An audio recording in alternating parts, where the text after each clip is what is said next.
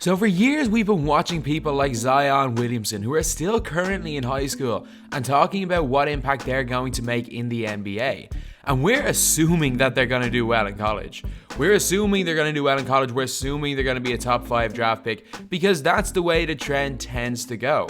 But it's not always the case. And in this video, I'm going to be talking about a guy who was the best player in his high school class, but has never played an NBA game. So anyway, before we get on to the main part of the video, we are doing a daily December. I'm getting a video out every single day. The original goal is hit 25,000 subscribers by the end of the month. And now it's looking like we genuinely could hit 30,000 by Christmas. So that's the new goal. If we could hit 30,000 subscribers by Christmas, that would be unbelievable. And if you guys have any more ideas for videos, leave it in the comments. It's always difficult to get a new video out every single day, so any ideas are greatly appreciated. But anyway, now let's get on to the video. So this video is about Renardo, Sydney.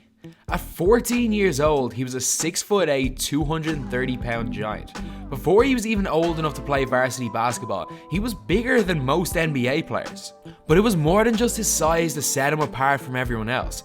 He had an extremely good skill set. He could handle the ball, he could shoot, he could lead the break, he could throw some unbelievable passes, he could back you down. Some people believed he was a right-handed Lamar Odom, some people thought he was another Chris Webber, and some people went as far as saying he was the second coming of Magic Johnson. It's hard to believe someone like that never played a game in the NBA. But in high school, in Sydney's sophomore year, he averaged 18.6 points and 9 rebounds per game, earning all-state honors and leading his team to a state Division III championship. After his sophomore year, he transferred to Fairfax High School, and as a junior, he averaged 24 points and 13.3 rebounds per game, and was an all-state selection. At this stage, he was considered to be the number 1 prospect. A lot of people had him as their number 1 projection in the 2010 NBA draft, and also he was seen as a potential future great. But the next season he showed up and he had put on a lot of weight. And even though he did average 26.5 points and 13.5 rebounds per game, which was better in his junior year, and he was also an All-State selection again and a McDonald's All-American, he was actually nearly out of the top 10 in some rankings.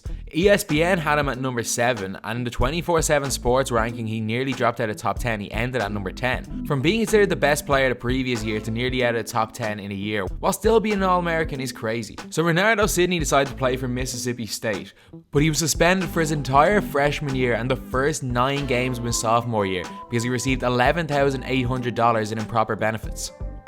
It was an extremely long process for him to get playing, and even though it took more than a year and 9 games, when he did get back on the court, it took him less than a week to get suspended again. After playing 2 games, he actually got into a fist fight with one of his teammates when they were watching a game in Hawaii.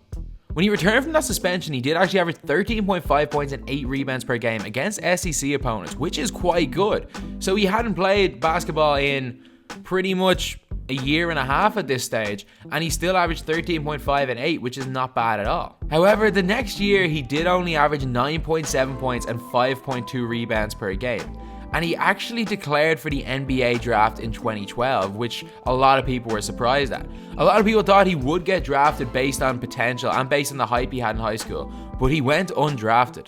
On November 7, 2012, he signed for the Los Angeles Defenders of the NBA D-League, but due to the fact that he could never be healthy, according to his coach Reggie Theus, he had blood pressure problems and he just couldn't get it right, and for that reason he was cut from the team. He then went off the grid for pretty much a year, and there's actually an article of someone spending weeks trying to track him down after the 2013 NBA draft to no avail. In December 2013, he signed with a team in Venezuela. Not much was heard from him after that, but then he re-emerged in 2015, encouraging NBA teams to take a chance on him because of his potential.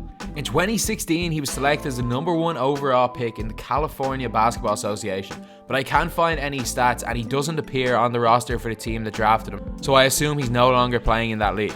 So this is one of those where are they now stories where we don't actually know where they are now. Renardo Sydney was one of the original hyped up mixtape high school players. He graduated high school around the time when ballislife started, when they were going around videoing high school players, when the mixtapes were coming out, when videos were starting to go viral on YouTube. And while they were nowhere near as crazy viral as they are today, none of his mixtapes have anywhere near as many views as, like, even the original big mixtapes, the 7th Wood, the Aaron Gordons, the Andrew Wiggins mixtapes from back in the day that got super viral. He wasn't that viral, but still, there was serious amount of hype about this guy, and people calling him the second coming of Magic Johnson. It's hard to tell what went wrong with him. Whether it was the hype that got to his head, whether he was only dominant at the high school level because of how much bigger he was than everyone else, but it's just crazy how a guy can go from being in his junior year streets ahead of everyone, the best by far player in the country, to not even being an NBA draft pick. He was a projected #1 overall pick by a lot of people, and in the end went undrafted, and since then has barely played a game of professional basketball. So stories like this just show, if you're one of the top recruits in high school, it doesn't guarantee anything. While obviously if you look through the high school recruits through the years, there is a correlation between the top recruits and players that go to the NBA. Most of the players do go to the NBA, but it's not a guarantee.